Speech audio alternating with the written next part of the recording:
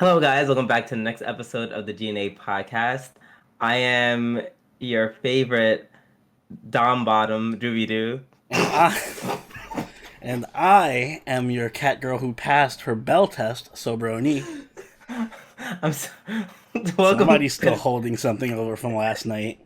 guys. First of all, if you know, you know. Second of all, if you haven't seen last night's stream, go check that shit out because that was wild and crazy. That was great. That was one of our greatest hits in my opinion. Yeah. Anyways, welcome back to the G&A podcast. We talk about all things anime. That being said, let's get into our first segment, which is This Week in Anime. So I think I told y'all that Shadowverse is coming out with an anime. Ugh. Yeah, I know. And I just saw the second promo. I never saw the first one. Oh my god, you never saw the first one? I never saw the first the one. most disgusting thing I've ever seen. Yeah, no, this is... I have questions. I have nothing but... This gave me nothing but questions. It's like... You guys know all you had to do was animate the actual story of Shadowverse. And Oh my god, I pulled up the picture now. Oh, it has nothing to do with Shadowverse. It has nothing to... No, except the fact that it's the game, that they're playing the game. Okay, but it's like... Alright, but Yeah. Shadowverse has its own like plot and It really has to establish plot and mythos story. and lore. Very intense one is at that. Like it's like since 2016, like you definitely could have whipped up 12 episodes around that and probably not even got up to where we are now. You could have milked at least 2 seasons. It'd be like if they made a Magic the Gathering anime, but instead of focusing on like the actual lore of Magic the Gathering and the planeswalkers and shit, it was just about like 5 preteens just fucking playing Magic at school or something. Like there's so much potential and you choose to make it as cliche as possible. Really and truly. Not even modern cliche, just like this screams 1999 cliche. Like this is Yu-Gi-Oh! Who's ripping off Yu-Gi-Oh! In the modern era? This is not even like Yu-Gi-Oh! This is like it's more like Duel Buster. Duel Masters? Duel Masters. Duel Masters. It's a excuse me. ripoff of a ripoff. Exactly. You know, I low-key like for some reason I just really like Duel Masters. I think the English dub was actually very funny. Maybe I should go back and rewatch it because I liked Cardfight Vanguard, and I think it's the same company. Yeah, Duel Masters, like when I was a kid, I was like, wow, I don't know what's going on in this card game, but they're all being really petty and funny. So this is cool. However, Shadowverse, I don't think is going to be like that. Oh my like, god! oh god, even like all the kids. people. Did you see all the characters with the associated classes too? Oh, is that what that is? Oh, yikes! Like, Yeah, I was wondering why there's one dude who looks super weird compared to the rest of them. He has like green fucking hair and a robe and shit. oh no, that's not. That's Havencraft. That's Haven. Ugh. That's Haven. First of all, who is this Gundam looking motherfucker? Who is this nightmare looking fucking background? Can we talk about who that is? Yeah, that's I don't not a think that's not a Shadowverse card. Is that coming out in the expansion? Yeah, they should. Why couldn't they just put Why couldn't they just put what's his name, the Havencraft legendary? Yeah, That actually Aegis. looks ages. Yeah. Oh god, so they're just gonna put it. Alright, y'all just gonna put in make up your own cards and put them in. You're not Got even it. using Shadowverse cards. Gotcha. Great, thanks. But yeah, all the people here, with the exception. Well, no, I feel like you could probably tell who is who, like just given from. No, I know this girl is definitely Forest Craft because she looks Arya as fuck. Oh yeah, she literally looks like Arisa, like copy and paste. Yeah, you just copy and pasted Arisa to another character and gave her bigger Exactly. eyes and moe or blobbier looks. Like Exactly. The main character, of course, is Dragon. It was either gonna be Dragon or Swordcraft. I was gonna say, it might be Sword. No. Given how much they love Sword, I don't know. Exactly. No, and which of course means the kid, the stupid-looking one to the right, is Sword. Mm. Of course, the girl in purple's Shadowcraft. I was gonna say Rune. No, hello. Oh, the smart kid is ruined. Yes, the smart kid with the I don't glasses. like these stereotypes. Well, they trying to imply only smart people play Rune? Fuck off. Right. And so who's that? Who's that? The edge lord all the way in the Oh, back. that guy he lives for vengeance. Exactly. So yeah, they really He's a self-pinger if I ever saw one. exactly. Yeah, he's about to activate what's the mechanic now called? Wrath? Wrath. Yeah, activate that wrath real soon. Yeah, I might watch this just to laugh at it like, for a couple of episodes. Yeah, whether it's in or out the game, he's gonna get his wrath activated some way. Mm-hmm.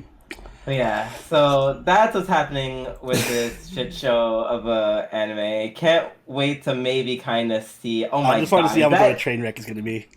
Oh, is that Gundam looking thing? Is that, I think that's supposed to be Dragon because he kind of looks like the main character, kind of like the color scheme. I was thinking maybe Portal. Is there like a Portal?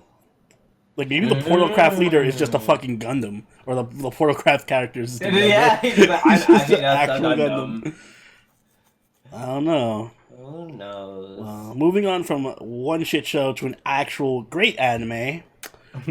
In other news, we have Golden Kamuy getting its 3rd season in October of this year. The trailer was just released, and it looks damn amazing. So, my hype is through the roof. We covered the first 2 seasons in this podcast, so I think we're definitely going to cover the 3rd season. And it's going to follow Asleepa. Well, it's going to follow what's the main character's name? I always forget his name. I don't remember any of their names. They had I feel like we should go back and rewatch the first 2 seasons. But the main character is going to follow Trey, basically track down Asleepa. This is one of the few shows who's actually got the 3 seasons it deserves to get, because it's such a good show, and it's so often that these types of shows only get 1 season and nothing more. So I'm just happy that this is getting all the seasons it deserves to get, because it's so good. Yeah, like this actually is like the one anime that defies the logic of good anime never getting a 2nd season. Mm-hmm. Getting multiple seasons. So yes, keep going. Be the Sugimoto. Naruto. There we go. Sugimoto. Yes. Be the Naruto that you were meant to be, but actually be good. Yes. All right. And that about ends it for our news. So let's get right into our reviews of this week's anime. Starting off with Eizouken Nai wa Te wo Dasuna, episode 11. So that was stuff happened this episode.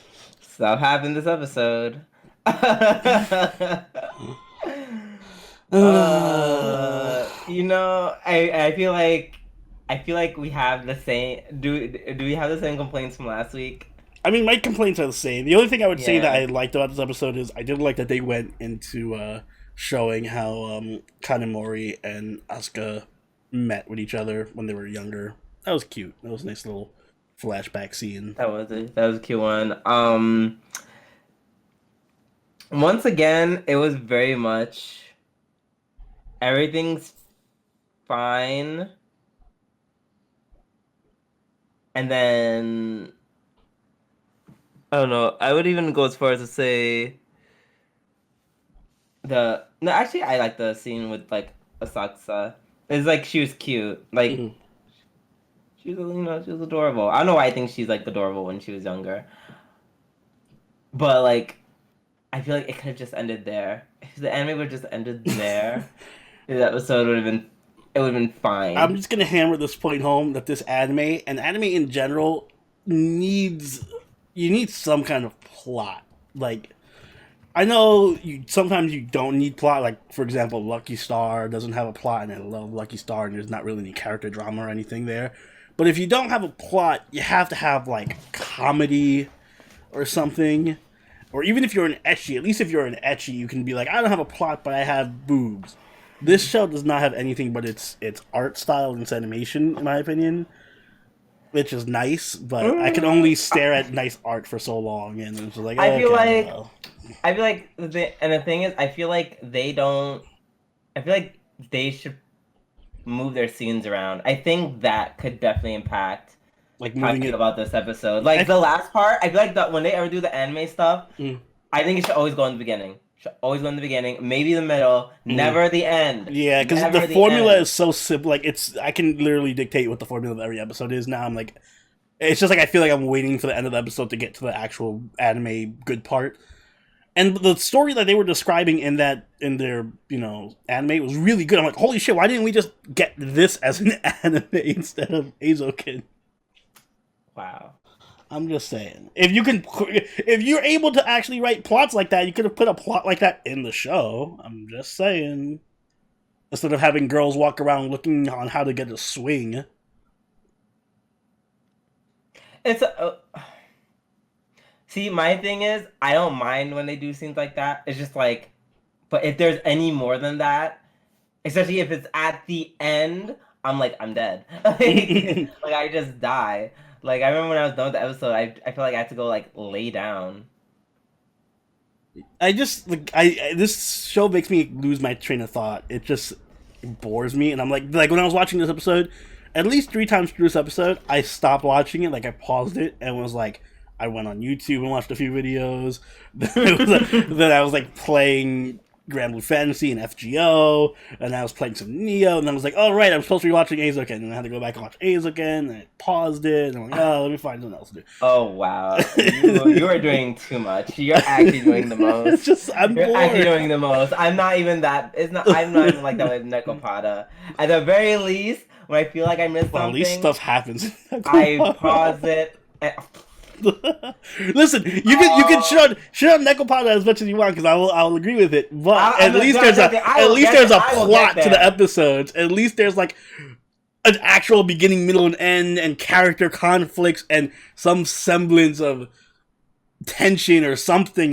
Like this episode. Well, we'll get there when we get there. But I'm just saying, I need some kind of conflict or anything to keep my attention other than just walking around. I have words for Nekopara, but walking around looking for a swing or listening to the ocean and shit. But yes, I will say it's too much. Like the scenes needs to be moved where it's like I feel like there needs to be like lulls. There needs to be like ups and lows within the episode. If you're gonna put this much like aimless. I don't want to say aimless. I wouldn't call it aimless dialogue. That's a bit much. That's harsh. But like more scenes where they're just like exploring and being creative and stuff. There needs to be lulls of just lulls of shit like that. Like I don't know. Like maybe excuse me. Maybe we put the scene where they're looking for stuff first. Then the whole scene with the transcription club getting arrested? Question mark. Yeah. And canceled and tased. I wish the show would focus more on the comedy because that was actually pretty cool. Can we just have more of an over-the-top comedy, please? Yeah. See, like that. They had that stuck in the middle, and then you extend it like a little bit longer, and not just make it like 3 minutes. Like you were over exaggerating last episode where like some stuff happened. You were like. Yeah, it went on for like 2 seconds. It was over. This was actually 2 seconds, and then it was over. Mm-hmm. But that upsets me. Like, why is that scene that has so much action and stuff happening and potential for comedy is only 2 seconds, but the scenes where they're just walking around and wandering about grass and shit is super like half the episode. I don't understand the priorities. Yeah, like just all that scene, like I feel like I liked everything up to literally like the water scene was whatever, but then they did the flashback. And the flashback would have been fine, but you already gave me a scene where nothing much was happening, so you gave me another scene where nothing where it's like yes, it's a flashback, but nothing much is happening. And then you go see it's like that's how much I can tolerate. Then you end it off with a scene where not much is happening because it's just them talking through their scene. And yes, they animate it, which is cute and all, But like, yeah, as piggybacking off of what Oni said, like you could just show that cool, fun animation more so when actual scenes are happening with these characters. Mm-hmm. I just feel like this is one of those shows that has a really great, solid idea for the art and stuff, and like it was really good. Like the art direction is fantastic. The animation was so good. Like Yeah. I literally was about to talk to you. Like you remember the scene where they're talking to their school advisor Mm-hmm. and he's playing whatever, and they're like, just go have fun. For some reason, the scene of Asakusa and Mizuzaki just running away, being like, haha, well, I guess we're just gonna have fun now. Mm-hmm. Like, it was so funny. Yeah, It was so, to me, it was so funny, and that was a lot had to do with the animation. yeah, and there's lots of scenes where they're like super overly animated and they have like all these expressions and movements and it's really super exaggerated and it's cool. But I feel like that's where it ended. Like, oh man, we have really great animation and art direction, and that's it. Like, we don't have to focus on anything else. So I just feel like it's a lot of wasted potential. Yeah. Which does I'm make starting me to feel that starting to feel that too. this. Oh right, this is the same studio that did Devilman Crybaby, which explains a lot because the animation That was great explains literally everything. And also, did you watch all of? no, I saw I think the first episode or something. I saw like the first 2 or 3, and I was like, I'm good. It's not my type of, that's not my type of show either. They also are doing that anime movie where the dude is a wave, where he turns into water or something, and his girlfriend's a surfer. I feel like this studio is really solid when it comes to animation, and I would love to like follow them into the future and see what other really good art styles that they work with. But they really need to get a base around what they adapt and their stories and their writing.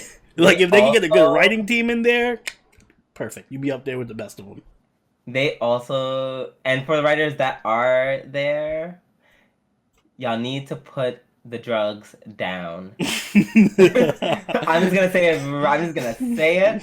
You need to put the drugs down. Or at least switch to the drugs that make you better writers instead of better visualizers. Hey, everyone, the writers, the drawers, y'all need to put the drugs down for a minute, for a quick second, because like Oni just said, hey, the movie where the waves is also her boyfriend, and I'm like, Nani the fuck? Like, yeah, I realized because I saw the commercial for it in the theater when I was with Savior. And we were going to watch. I forgot what movie we were watching. The Bunny Senpai movie? Yeah, I think it was the Bunny Senpai movie. And they showed the trailer for it, and we were just like, the fuck did I just see? Yeah, like, and I know this is definitely has a strong Western influence. Mm-hmm. Strong, which is good, because that makes it unique. Yeah. However, whether it's on people from the East or people from the West bringing the drugs over, you guys just need to, instead of taking 3 puffs, maybe 1.5. Yeah, tone it down. Tone it down. You know what doesn't need to be toned down? What, my friend? Ishuzoku Reviewers, episode 10. Speaking of actually having a plot, we actually got plot this episode. We actually did get plot. Well, I'm just gonna get this out of the way. Who is a sexy succubus at the end, and what does he want with us? And is he or is he not going to have sex with Krim? I was thinking he was gonna have sex with Majorie. I don't know. It's a very pretty boy, and I don't know. I feel like Krim's always involved when there's like guys around. Also, Krim was super cute with his like when he was in the bath and he had like his side tail ponytail thing. Like, oh, you should have that hairstyle more often. It's so funny that you mentioned that because I actually don't like it in another anime that we're gonna cover later on. But yeah, no, it was cute on Krim. Also, I respect the shit out of this Archmage. Yo, Demi is like one of my favorite characters. Like, she's actually like a G. Like, I'm like, I actually if magic existed, I'd want to be you. I would actually just want to be you. It's super realistic in the sense that, yeah, if I had that kind of powers, the first thing I'd be like, all right, my source of income is going to be pimping out my clones, and then using that money to do research and shit. Like, she literally stole Crim's semen and was like, oh no, this isn't for some crazy lewd stuff. I'm doing this for science, bitch. Excuse Also, me. I love that they kind of mini foreshadowed that when she was talking with Stunk at the breakfast table, and she's like, "Oh, you know, I eat things, and they just vanish and go somewhere else." Yeah, exactly. Oh my god. First of all, I love her design. Oh yeah, she has a great design, great character Oh my design, god. very cute. She wears a dress with moving eyeballs. How insane is that? Her clothes have eyeballs. Hmm. What? She's a really cool character because she's like super adorable and sexy, but she's also pretty badass. The eyeballs and her whole demeanor at the Exactly. end, like I can easily see her as being an antagonist or something. And But I'd be here for it. hmm her as a brothel though is also pretty. That I would also give that a 10 out of 10. I'd be like, do you have a male copy of yourself? Maybe, Because maybe if not. you do, I will give you. If you don't, I'm a bounce. I'm not paying 5,000 gold or the U.S. equivalent to have some woman just like, I don't know, chill with. hmm I did like that Crim's review and stuff was just regular date stuff. Like it was super Yeah, she's vanilla. like, wow, it's cool. We got to go out on dates and stuff, and I got to see the city, and we got to hang out. And Zell's was like, "Oh yeah, I just had her tutor me stuff. I Yeah, can learn magic." I love that because that's so random. Uh, That is so random, and I think that's something I would do. oh yeah, that's That's like at something least you're I getting would your do money's worth. 100%. He's like, I'd literally be like, yes, teach me magic, please, please, like, please. oh shit, that is super practical. She is a super archmage and all. This literally was like, hey, would you like to take the master class? And also I love the halfling, how he's like, well, I'm not gonna do any of those crazy stuff to you. Cut to next time you see him, has her like chained up and Hmm. like I don't know what kind of marks on her body, but he definitely was beating the crap out of her somewhat. Yeah. Oh, don't worry, I'm not gonna tear off your arms and legs. I'll do everything else, just not literally Yeah. dismember you. Yeah, I'm not gonna dismember you. Just the steps below that. Oh man, I yeah no, this was a great this was great.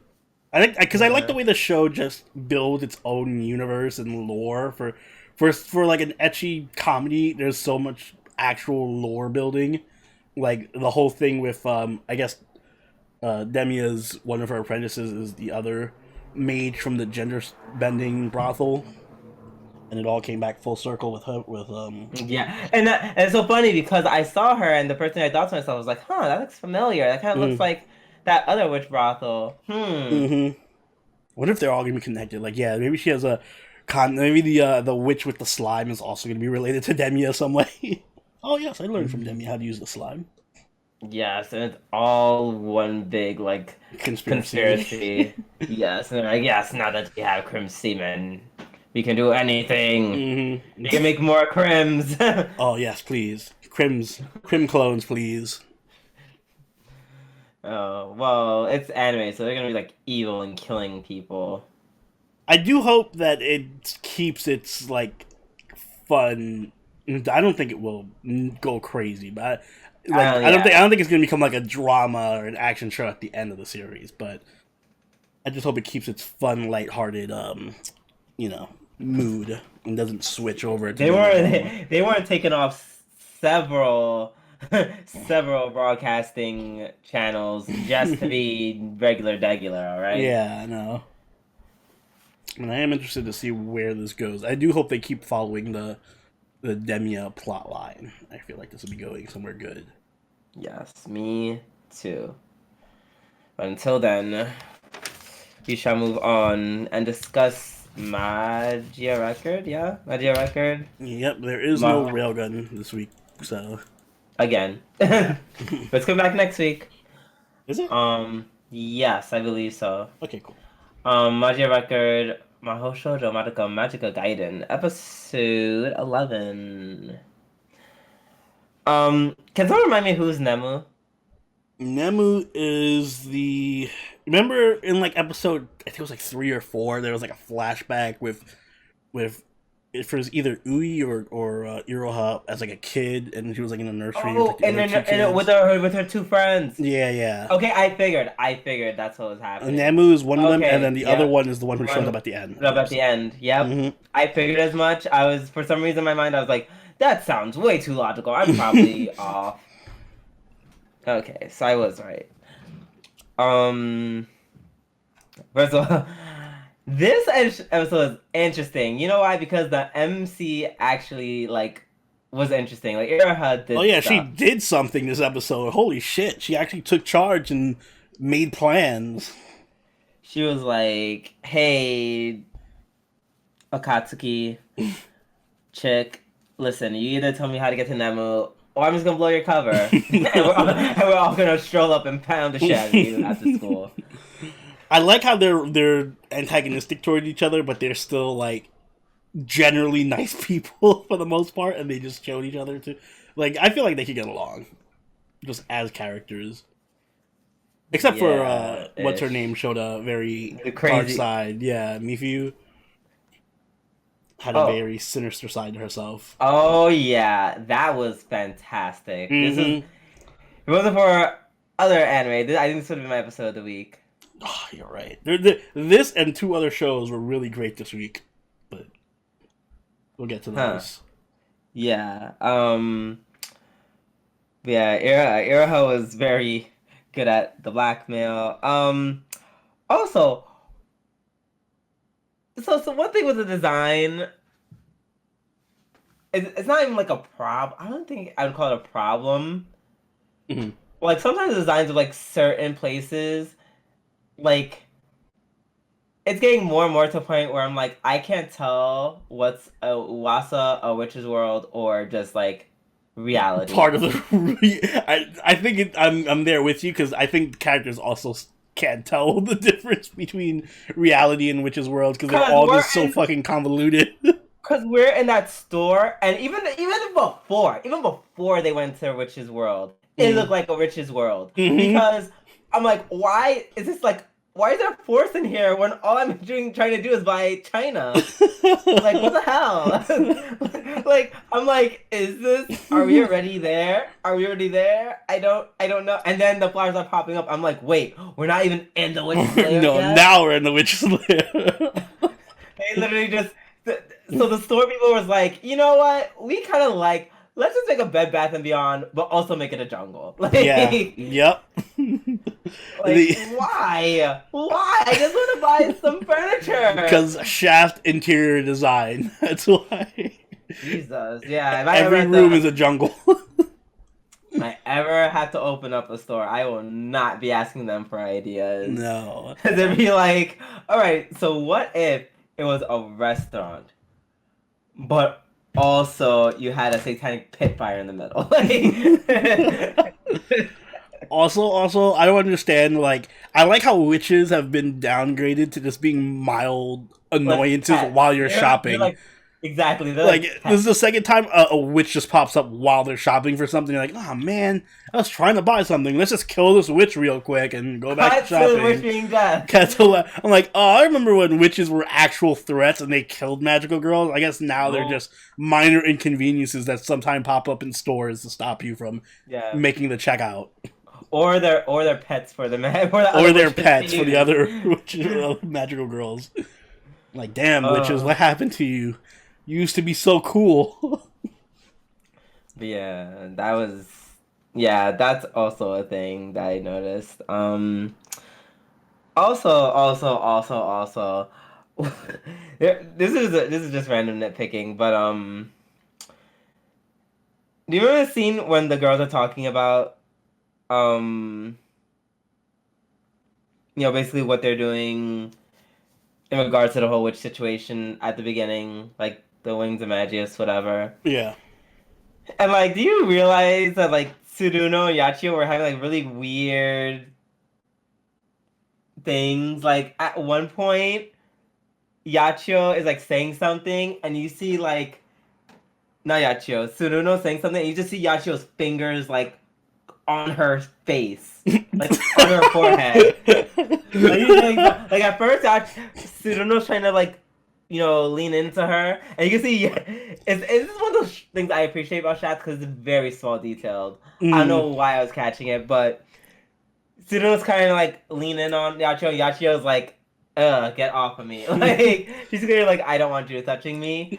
And then they cut back to her. Yeah, like Tsuruno's saying something, and you see like half of the fingers like wrapped around the head, and you see half the fingers like kind of on her head, but you can't like only if you like pause it, which is why I had to pause it. Pause it. You're like, wait a minute, those aren't Tsuruno's hands. Why is Hachio holding her head like that? It's because Shaft has mastered the art of having random shit happen while people are giving exposition, because they work so much on Bakemono, and all Bakemono is, for the most part, is two people talking to each other for 30 minutes, so they have to find a way to actually add animation to make it interesting. So yeah, they can make any scene between two people just conversating into some kind of epic journey. That was just really weird. That was very weird. But also, speaking of all that action during the exposition, that was Mifu gains head pats skill rank EX plus. She was doing nothing but head tilts. Mm-hmm. To show off She was her. like, yeah, she was like, I am being somewhat ominous and evil. The more evil and like mysterious you are, the more head tilts you have to do in the rulebook. Mm-hmm. It's in the Shaft rulebook. It's in the Shaft rulebook, and she is following them rules. Mm-hmm. But she did really great. I was like, it went from being very nonchalant to being very eerie to just me being straight up worried that she was gonna pop off and hit somebody or something. Yeah, when she was like, oh, she was like, oh yeah, she doesn't want you going there, and she's like, oh, it's okay, this is mine. Oh like, yeah, I was really at some point, yeah, it was definitely like her marking her territory. Mm-hmm. Like, don't worry, this is mine. I know or when she gave that little smart comeback, she was like, oh, I know this room better than you do. Excuse you, I know this kitchen better than you and this house. Yeah, and like I used to live here for like 7 years, mm-hmm. and like to think I haven't been here for so long, and I still know this house better than you do. That's what she said, and I was just like, ah. Yeah, I'm getting like low key maybe yandere-ish vibes from her, where she just like has a thing for, what's her name? Yachio. Yachio. Yeah, and she just wants to might be jealous of Iroha. Yeah, well. Yeah, those comments, I was like, oh, ooh, those are bitchy. I like that. Ooh, you rise up in ranking, because it's because she does the like, yes, ladies and gentlemen, that is some premium shade where it's not like I'm not outrightly attacking you, but I'm definitely saying some shit about you. Mm-hmm. And poor Iroha was like, I don't know how to handle this. Also, Mifuyu's voice, which I guess also adds to help that she's like evil. Mm-hmm. I'm pretty sure I said it before in a previous podcast, but she definitely sounds over 20. Yeah. She does not sound like a teenager whatsoever. Well, especially because she sounds much more menacing now, and she just exactly when she was getting all scary. Like even before, she sounded pretty older, but this was like, oh yeah, you sound like you're old enough to drink. Mm-hmm. But yeah, so she was pretty great this episode, and then Toka being at the end, just being like, hey bitches, with that pose. Oh yeah, and there's like this clearly battle-ish looking arena that they're in. I'm like, oh, there's gonna be a fight next episode. Yeah. Also, I like that Reina and Momoko are getting like drawn back within. Like it's not as if these are just throwaway characters. Even though I still don't know what happened to Kaede. Yeah, I think they're gonna show it. Like there's a lot of suspense and like tension right now. Like I feel like there's gonna be a bunch of bombs dropped next episode. Yeah. Oh, considering it's only 2 more left, so yeah, I actually believe that. I wonder if they're gonna do season 2. I feel like season 2 might be I coming. feel like they definitely will do season 2. Yeah. I mean, it's doing such a good job. I don't know why it's rated so low on Any chart. Yeah, people go watch it. Yeah, like what? It's rated below Darwin's Game. All right. See, now I have a problem Oh with that. no. Now I have a problem with that. Run of the mill battle royale anime, and then literally one of the anime that like cemented a magical girl niche. Word, people, Or get your taste back in order. yeah, come on, young newer generation. Like, don't do this. Don't like. I'm trying not to be elitist. I'm trying not to, and yet you're reading Darwin's Game over Magia record. So it's like I have a problem. Speaking of elitism, we have Oh, wow. we have a platform where you can be your elitist self with Nekopara episode 10. Great. So let's just dive right into it. While the other episodes were like okay, this one definitely kind of backslid because I liked it. It was cute. it was literally like yeah, kind of Choco being stupid is like fine, but it was like she was stupid for the entire episode, and that is not. She's stupid And it's always.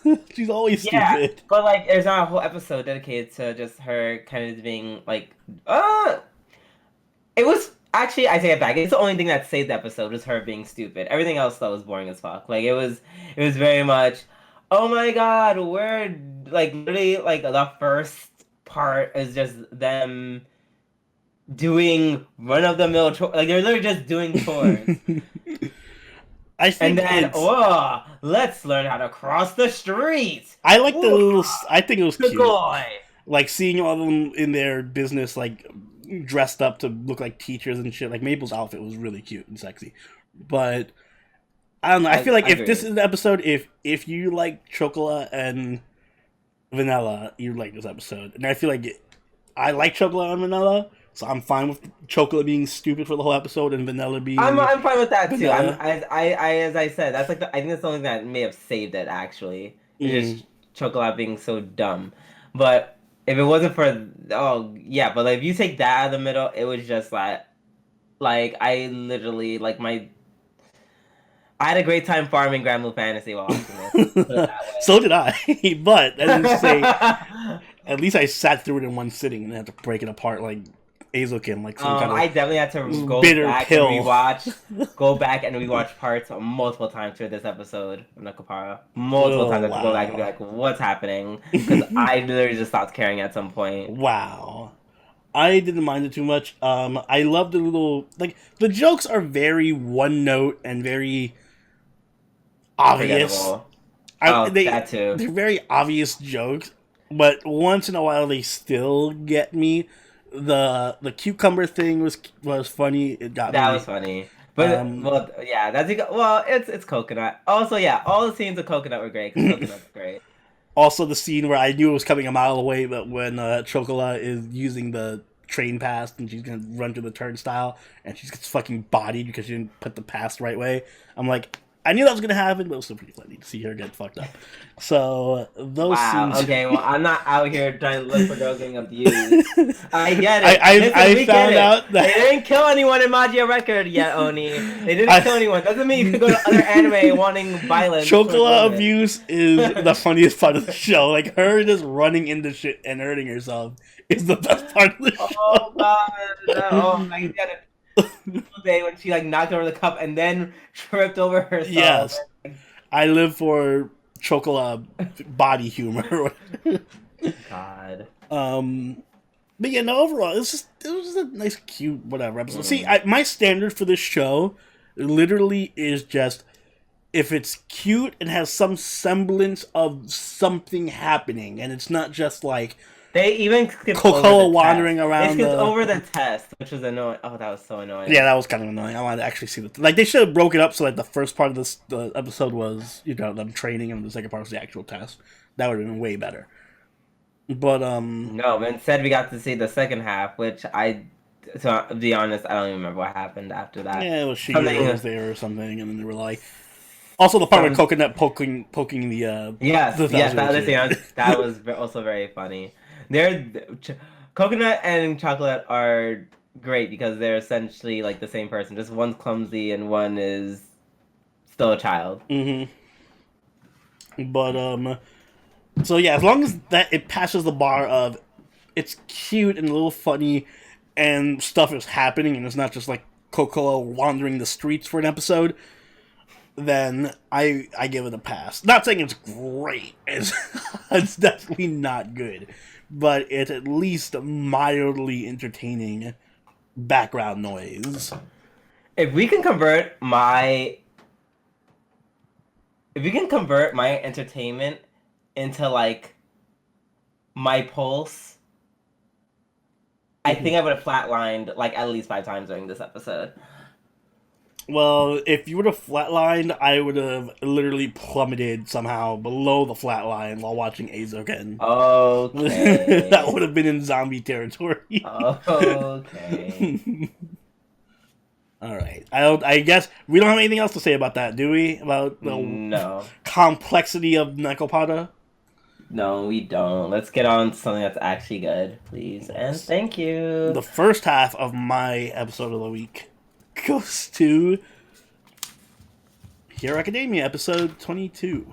Interesting. Yes. 2 episodes of the week for me. I couldn't decide between these 2 shows.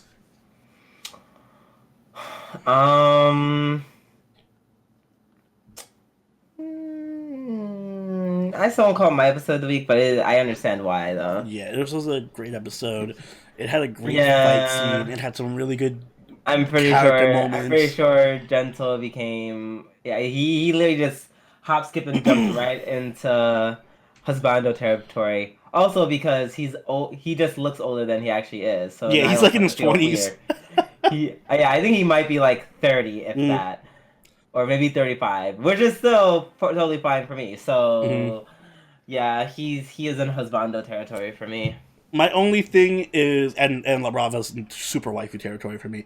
The only thing is, can we talk about how much of a bitch-ass hater Deku is? Yes, Deku is plummeted from, like, I like Deku, to I want to see Deku crash and burn. Fuck the UA Festival. I want the UA Festival to blow up. I hate Deku right now.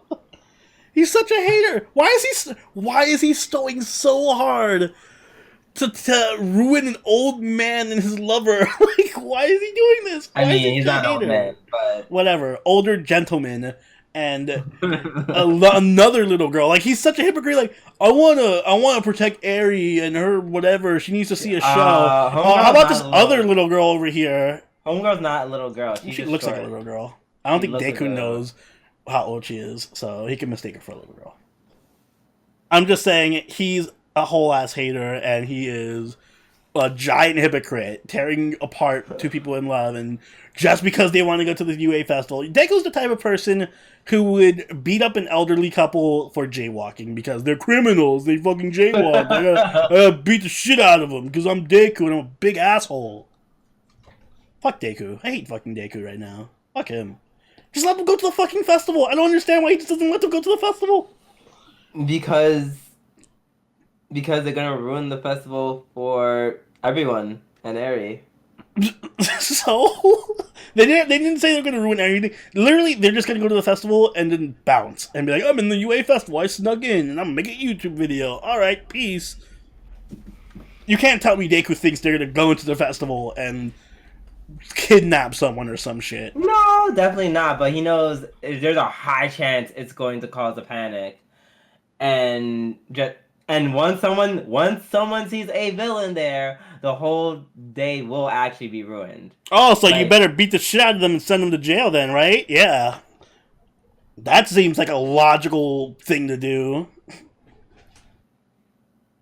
I mean, Homeboy wasn't like, Gentleman clearly Gentle wasn't leaving. Like he wasn't leaving. He was leaving the whole last episode. He kept trying to leave, and Deku was just chasing the shit out of him. No, he kept trying to leave to the festival. Yes, to the festival. Just let them go to the festival. He doesn't want them to go to the festival. I know clearly because he has no problem just beating the shit out of people he doesn't agree with for some reason. No, we're stop being circular. You're being in your feelings. No, are you condoning Deku beating up people because he does, when you can easily solve this issue with just saying let him go to the festival, whatever. I'm gonna go back and do my thing and not be a giant dickhead. I think his reaction, I feel like his initial reaction was extreme. I think the initial reaction was extreme. Like last episode, he was doing the most. Like it was like, instead of being like, hey, we can just talk about it, because I'm sure Gentleman would have been totally fine with just having a discourse about it. Mm-hmm. Being like, hey, could you like upload your see? It could have been handled like I thought it was going to be handled like Deku was going to help them sneak in, and it'd be like, I'll help you sneak in if you don't. Because it'd be like that'd be a really cool way to go to the arc. Like, I'll help you sneak in, but you gotta promise not to cause any trouble. And this way, you get to fulfill your dream, and I get to fulfill my dream of making Eri happy, and we all see our play together or whatever and have a good time. See, but no, Deku has to be a big-ass dick and fucking ruin it for these two guys. I must fulfill my dream, even if it crushes your dream, because I'm a fucking asshole. I mean, but Homeboy felt the same way, so... Yes, because Deku's beating the crap out of him. He literally tried to leave and let Deku go about his business, and Deku chased him down. We already explained why that. Okay, but I'm saying Deku could solve this by literally just talking to him and saying, "Hey." He could have done that. Nah, I mean, let me not beat the crap out of you and ruin your life. First off, can we talk about Gentle's entire life and how sad it is, and you're still standing for Deku right now? I'm not standing for Deku. I already said that he definitely like overreacted. I already admitted that. I'm not standing for him, but I'm definitely not going to demonize someone who's like, hey, so I had a really kind of like some pretty bad weekends, you know, the hero I looked up to retired, put in like an ungodly amount of pressure on me to become a hero. Then I went to join this agency, went to go take down this dude. I could have helped this little girl, but didn't, which means I had to sit my guilt of her being tortured by some dude for God knows how long. Then I went to go raid said place where the guy I was working with, who I really admired as my senpai, he got his powers taken away. The guy who I was working for straight up died. And now all I want to do is get this trauma-ridden girl and have her have a good time at this festival.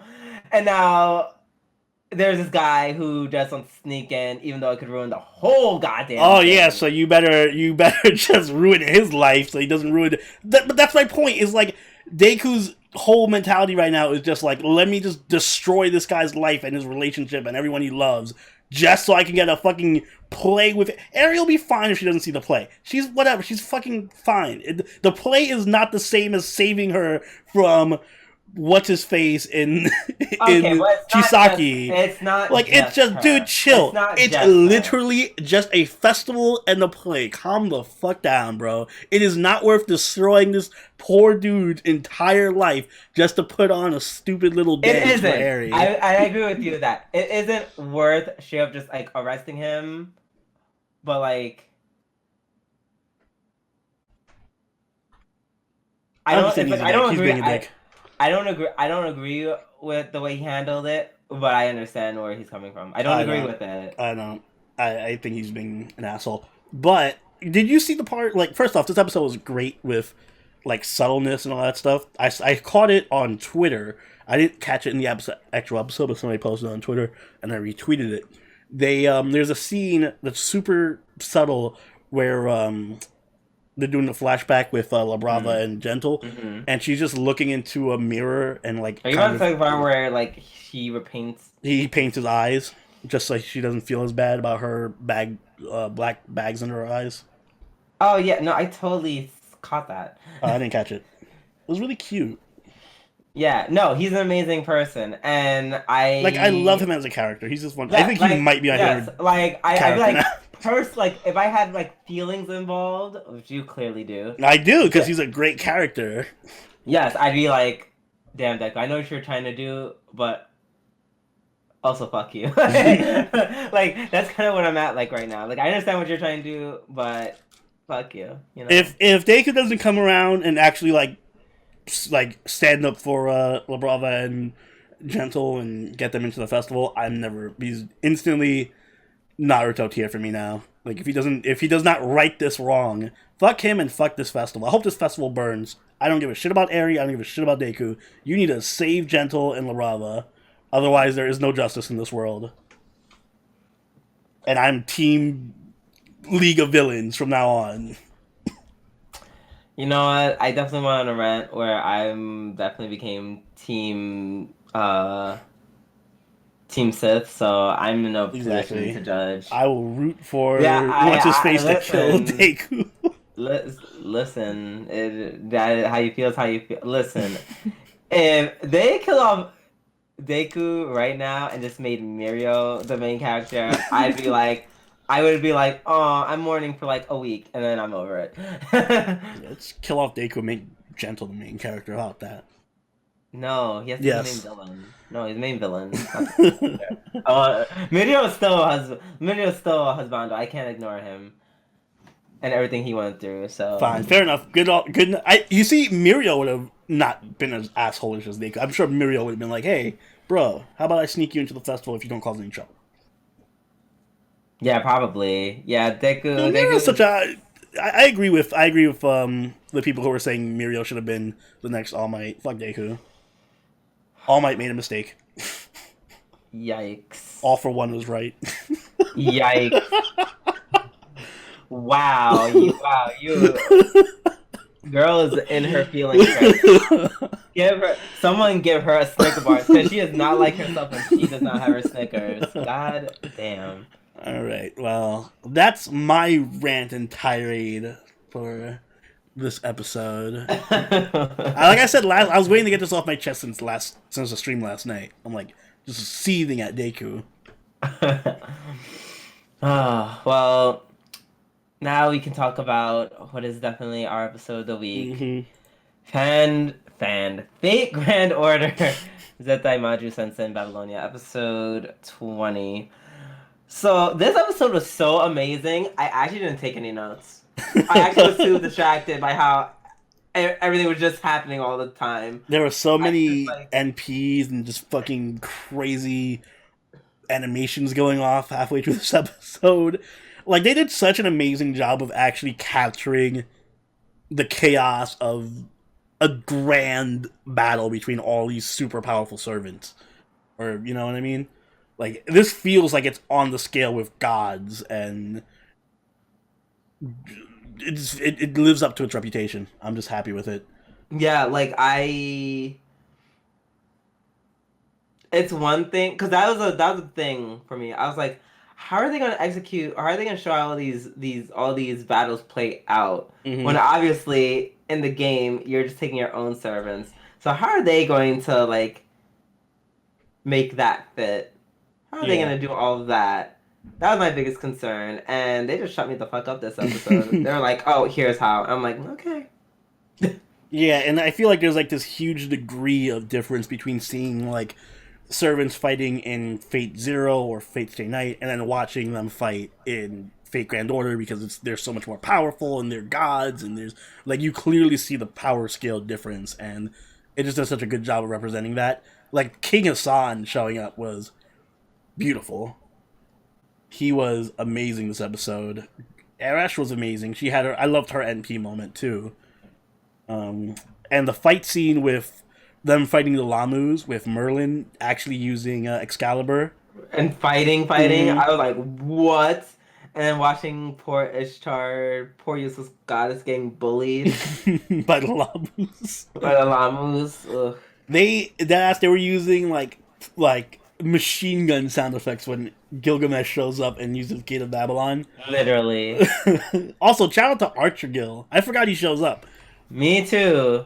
Totally So, forgot that was a thing. yeah, I'm just in love with Gil now. I'm totally Gil's number two Also, favorite. Husbando. Yeah, number two favorite Fate character now. Excuse Whereas me. this whole anime just reassessed my whole opinion of Gil as being super badass. Absolutely, 100%. This was so good. It's so well executed. It's just that scene was great. Like everything was just so great. I really can't say anything more about it except for how great it is.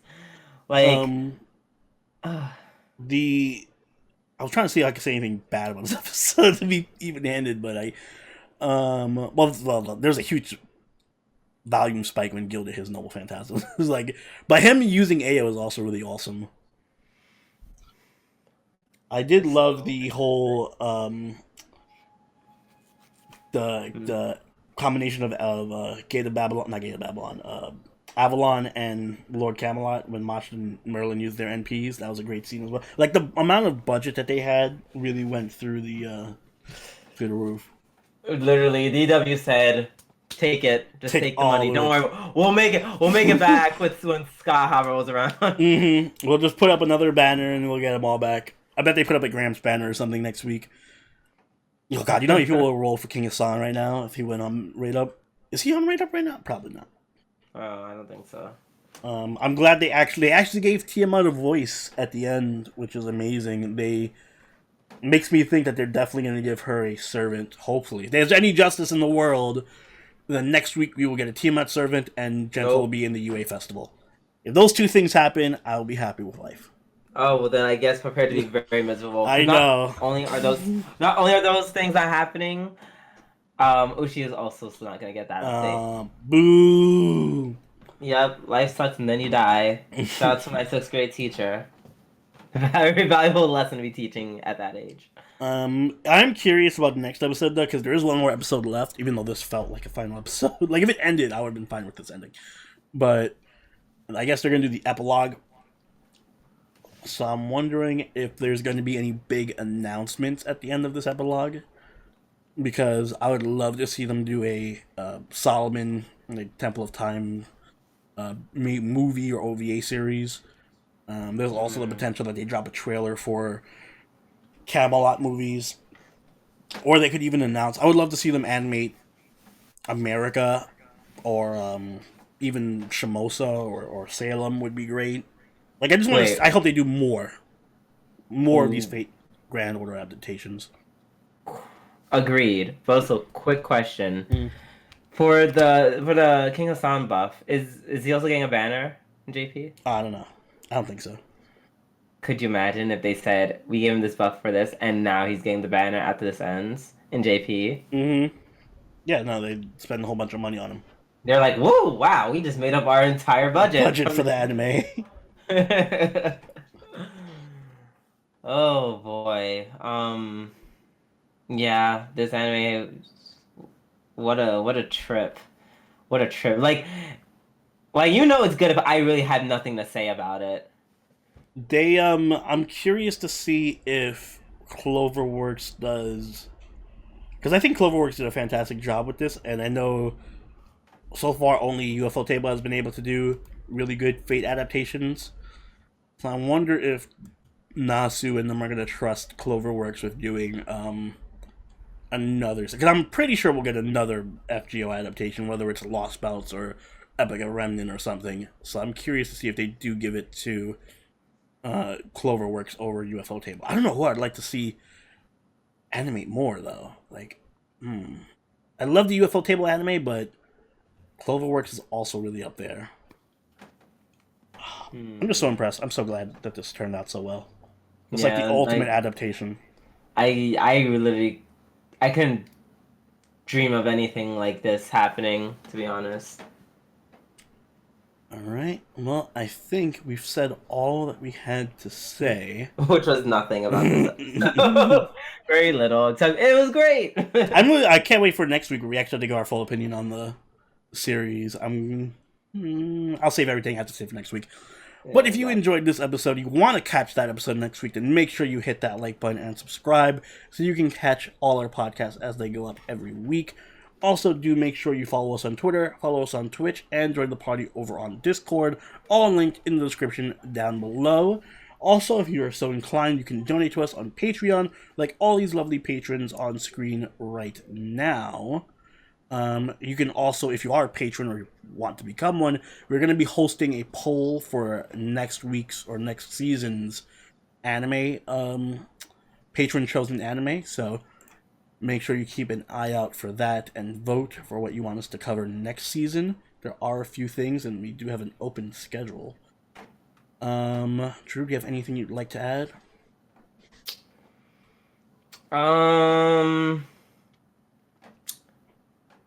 Guys, now that Corona-chan is making us stay home, then now is a great time to start binging all the anime you've been missing out on. Unless you're owning and you still have to go to work. Then never mind. Yeah, fuck work. Oh well, c'est la vie. Until next week, this has been Soberoni and Doobie-doo. we'll catch you guys later. Later! Bye.